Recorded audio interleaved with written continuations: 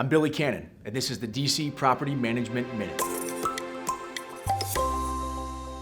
To all you maintenance techs, maintenance supervisors, and engineers out there, this one's for you.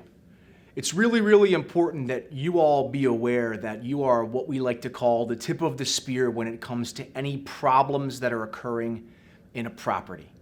When you go into that property for preventative maintenance or to make some sort of repair or to inspect about the source of a leak or something like that, you are going to be the ones who see the beginnings of a hoarding issue.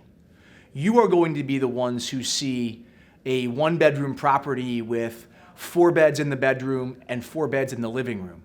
You are going to be the ones who see that a property has a kitchen that hasn't been cleaned in what appears to be weeks.